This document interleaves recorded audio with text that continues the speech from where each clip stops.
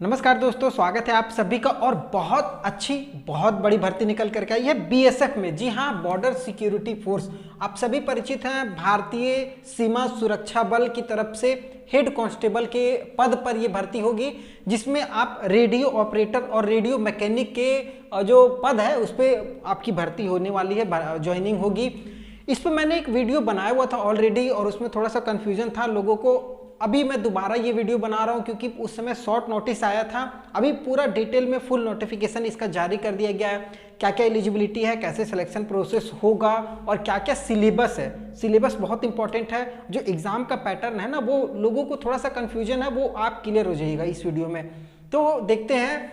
तो बीएसएफ में radio operator और रेडियो मैकेनिक, ये दो तरीके का पोस्ट है जो कि टेक्निकल। अगर आप एज ए ऑफिशियल वर्क कह सकते हैं, उस पोस्ट में जाना चाहते हैं, हेड कांस्टेबल का पद है। जी हाँ, हेड कांस्टेबल। तो रेडियो ऑपरेटर में 217 सीट है और रेडियो मैकेनिक में मात्र 30 सीट है। तो दोनों को मिला देंगे तो लगभग 247 पद पर ये पूरी भर्ती आ रही है। आ रही है क्या, आ गई है, क्योंकि 22 अप्रैल से ये फॉर्म भरा जा रहा है। रात 11 बजे से फॉर्म भरा जाएगा, मतलब रात से ये फॉर्म चालू हो चुका है। और अगर आप भी इस फॉर्म को भरना चाहते हैं नोटिफिकेशन समझ करके, तो वीडियो के डिस्क्रिप्शन में मैंने लिंक दिया हुआ, आप वहाँ से भी डायरेक्टली भर लीजिए। अगर कोई प्रॉब्लम होगा फॉर्म भरने को लेकर के तो हमें कमेंट कीजिएगा, मैं आपकी पूरी हेल्प करूँगा। ठीक है, तो 22 अप्रैल से फॉर्म चालू हो रहा है और 11 मई तक आप फॉर्म को भर सकते हैं। मतलब 20-21 दिन का समय है। 20-21 दिन में आपको फॉर्म भर लेना। फॉर्म फी बहुत जेन्युइन है, मात्र 100 रुपये लग रहा है। ठीक है, तो 100 रुपये कोई फॉर्म फी बहुत ज़्यादा नहीं होता, आप इसको आराम से भर सकते हैं। ऑनलाइन है, ये भी इम्पोर्टेंट है। ऑनलाइन फॉर्म भरा रहा है तो ऑनलाइन ही आपको भर रहा है। वेबसाइट का लिंक मैंने दिया हुआ है, आप वहाँ से भर सकते हैं। अब इम्पॉर्टेंट है एज की बात। एज बहुत इंपॉर्टेंट है। एज देखिए क्या है, जनरल के लिए अगर बात करेंगे ना तो 18 से 25 साल। देखिए आर्मी वगैरह में आपको पता है 21-22 साल देता है, लेकिन यहाँ पर 25 साल दिया जा रहा है जनरल कैटेगरी में। कब? 11 मई 2023 को। अगर आपका, जैसे ये फॉर्म का लास्ट डेट है 11 मई, तो अगर आपका डेट ऑफ बर्थ 18 साल 11 मई तक हो जा रहा है तब तो आप भर सकते हैं। अगर मान लीजिए नहीं कंप्लीट हो रहा है तो कोई बात नहीं, अगले फिर भर्ती आएगी उसमें भरिएगा, लेकिन 25 साल से ज़्यादा नहीं होना चाहिए 11 मई तक। जनरल वाले, ओबीसी वाले 18 से 28 साल तक आप भर सकते हैं। एससी एसटी वाले 18 से 30 साल तक आप इस फॉर्म को भर सकते हैं। एक और चीज़ है, ये डिपार्टमेंटल कैंडिडेट के लिए भी है। अगर आप बीएसएफ में वर्क कर रहे हैं एज ए कांस्टेबल वगैरह पे, तो आप इसमें भी फॉर्म भर सकते हैं, लेकिन आपको जो होगा एक सिलेक्शन का एक प्रोसेस से गुजरना पड़ेगा। 2-3 सिलेक्शन में आपको छूट मिलेगी। वो छूट क्या होगी मैं आगे आपको बता दूंगा। उसके बाद बात करते हैं एजुकेशन की। देखिए शिक्षा बहुत इंपॉर्टेंट है, क्या क्या मांगा गया है। तो पहले बात करेंगे रेडियो ऑपरेटर, जिसमें ज़्यादा सीट है। इसमें अगर आपका ध्यान है तो ध्यान से देखिएगा, 217 सीट है और इसमें जो बेसिक एजुकेशन मांगा गया है वो 12th है। 12th अगर आपने साइंस सब्जेक्ट से, खास करके साइंस, फिजिक्स, केमिस्ट्री, मैथ, अगर आपने 12th फिजिक्स केमिस्ट्री मैथ से किया हुआ है और आपका फिजिक्स केमिस्ट्री और मैथ इन तीनों को मिला करके एग्रीगेट 60% बनता है। इन तीनों सब्जेक्ट में होना चाहिए 60-60-60।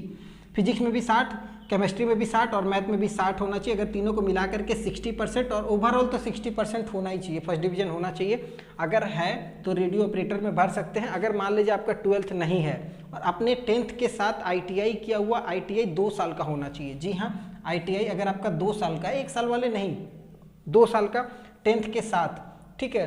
तो 10th के बाद अगर आपने आईटीआई किया हुआ 2 साल का और आपका इसमें से कोई भी ट्रेड, जैसे रेडियो एंड टेलीविज़न से अगर आपने किया हुआ है, या फिर इलेक्ट्रॉनिक्स से किया हुआ है, या फिर कंप्यूटर ऑपरेटर से किया हुआ है, या जनरल इलेक्ट्रॉनिक्स जो हम लोग सामान्य इलेक्ट्रॉनिक्स कहते हैं उससे किया हुआ है, या फिर डाटा एंट्री ऑपरेटर वगैरह से अगर आपने आईटीआई किया हुआ है, तो आप रेडियो ऑपरेटर का ये जो 217 पोस्ट है इसमें फॉर्म को भर सकते हैं। ये आपको क्लियर हो चुका होगा एजुकेशन में रेडियो ऑपरेटर के लिए। आगे बात करेंगे रेडियो मैकेनिक, जिसमें 30 सीट है।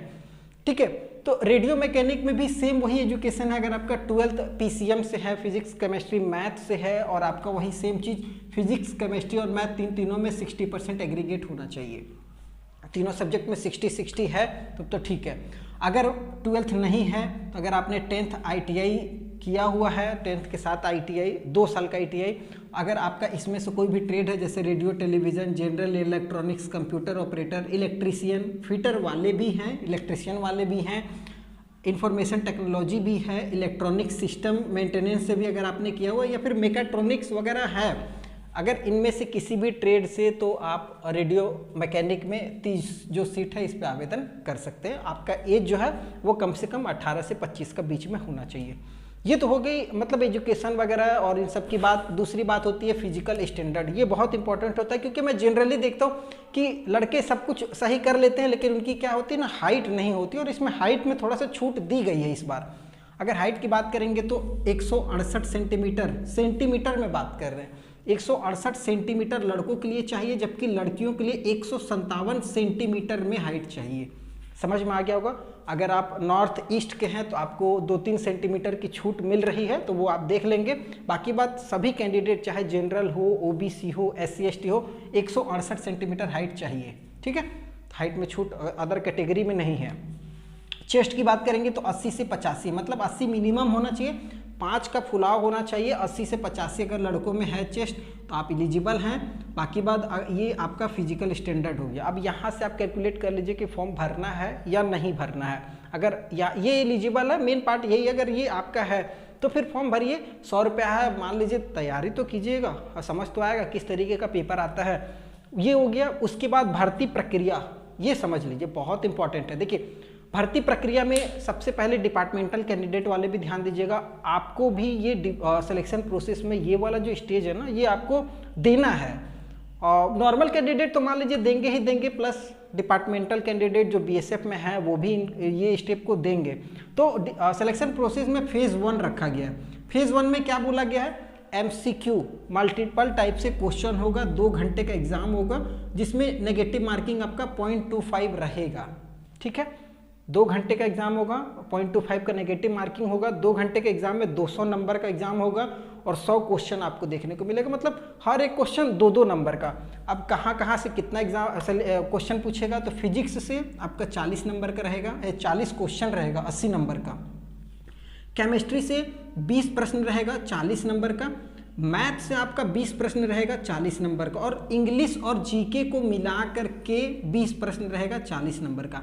अब यहाँ पर एक चीज़ देखिएगा, फिजिक्स, काफ़ी लोगों का फिजिक्स अच्छा स्ट्रांग होता है तो उनके लिए बहुत बढ़िया अपॉर्चुनिटी है क्योंकि 80 नंबर आपको डायरेक्ट फिजिक्स दे रहा है। तो आप समझ रहे होंगे कि कहाँ पर आपको फोकस करना है। 80 नंबर अगर आप यहाँ पर उठा लेते हैं तो आपके लिए फिर थोड़ा इंग्लिश जीके में और मैथ में थोड़ा सा तैयारी कीजिएगा। क्वेश्चन का जो लेवल होगा ना वो आपका 12th में CBSE बोर्ड से या फिर स्टेट बोर्ड टाइप से आपका क्वेश्चन रहेगा, मतलब आपके सब्जेक्ट वाइज से, क्योंकि 12th पे ही भर्ती हो रही है। ITI वगैरह से क्वेश्चन उस टाइप से नहीं रहने वाला। ठीक है, तो ये चीज़ आप थोड़ा सा ध्यान दीजिएगा। इंग्लिश और जीके में आपका इतिहास, भूगोल, सामान्य विज्ञान से आपका सवाल रहेगा। 200 नंबर का एग्जाम होगा, 100 क्वेश्चन रहेगा, 0.25 का नेगेटिव मार्किंग, मतलब हर 4 गलत पे 1 नंबर कटेगा। तो आपको कम से कम 40% नंबर लाना है फेज़ 1 को क्वालिफाई करने के लिए। और ये जो होगा ना फेज़ 1, ये वाला जो MCQ, ये दोनों के लिए बराबर होगा। आपको दोनों, चाहे रेडियो ऑपरेटर हो, रेडियो मैकेनिक हो, उसके साथ साथ BSF के जो डिपार्टमेंटल कैंडिडेट है उनको भी ये चीज़ देना है। ठीक है, अगर डिपार्टमेंटल वाले इसको पास कर लेते हैं तो आपका दौड़, फिजिकल स्टैंडर्ड, मेडिकल वगैरह नहीं होगा, आपका डायरेक्ट फिर रिक्रूटमेंट, आपका पोस्ट बढ़ जाएगा। लेकिन जो नॉर्मल कैंडिडेट है उनको फिर फेज़ 2 में भी जाना है। लेकिन एक चीज़ और ध्यान दीजिएगा, रेडियो ऑपरेटर के लिए ना एक थोड़ा सा कंडीशन और रखा है। रेडियो मैकेनिक के लिए तो काम खत्म हो जाएगा, लेकिन रेडियो ऑपरेटर के लिए ना यहाँ पर एक चीज़ दिया हुआ, डिक्टेशन आपको देना पड़ेगा। इंग्लिश में 150 वर्ड का आपका राइटिंग होगा।